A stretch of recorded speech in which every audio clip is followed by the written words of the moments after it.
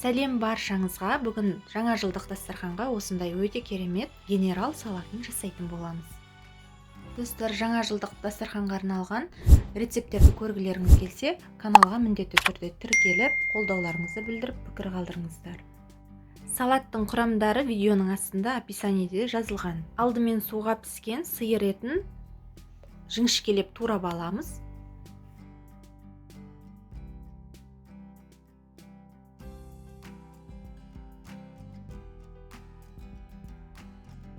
Туралған етімізге 2 тісше сарымсақты осылай езгішпен езіп қосамыз. 2 ас қасық майонез салып, етімізді толығымен араластырамыз. Тарелкеге кез келген осындай дөңгелек пішінді формамызды қойып, ондай жоқ болса, үйде қарапайым майонез немесе қаймақтың шелектерінен де жасауға болады. Ішіне етімізді орналастырамыз.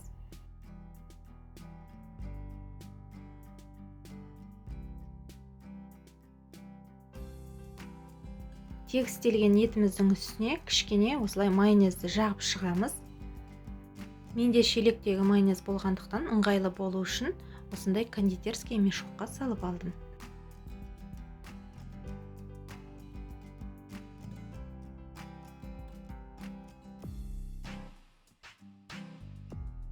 Енді ірімшігімізді үккіштен өткіземіз. Етіміздің үстінен екінші қабатына ірімшікті жайып саламыз.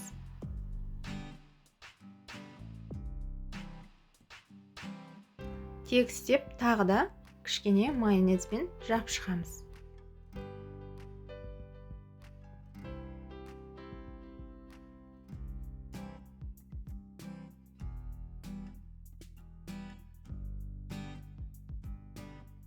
Енді суға пісіріп алған сәбізімізді де үккіштен өткіземіз.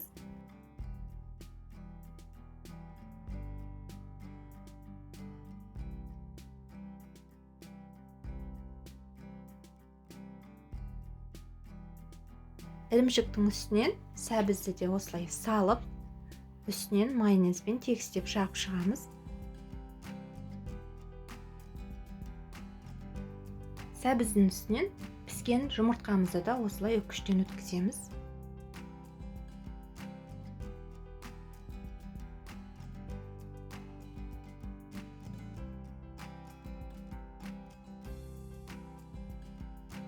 Тегістеп майонез жағамыз.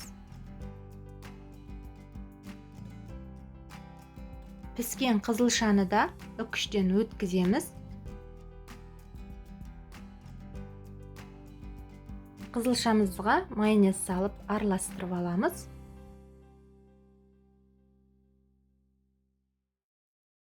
Араласқан қызылшамызды жұмыртқамыздың үстінен салып тегістейміз. Салатымызды тоңазытқышқа 20 немесе 30 минутқа салып аламыз. Тоңазытқышта тұрған салатымыз өзінің формасын өте жақсы ұстайтын болады. Енді қалауымызша әрлейміз. Мен бұл жерде аскөкпен анардың дәнектерімен әрлеп шықтым. Осы рецептпен 2 тарелка салат шығады. Бұл жерде мен үлкен етіп бір ғана тарелка салат жасадым. Достар, міне генерал салатымыз дайын болды. Міндетті түрде жасап көріңіздер, өте керемет дәмді, тойымды салат. Достар, міндетті түрде каналға тіркеліп, қоңыраушаны басып қойыңыздар. Сіздер келесі видеодан жаңа жылға арналған әртүрлі рецепттерді көре аласыздар. Жіберіп алмаңыздар.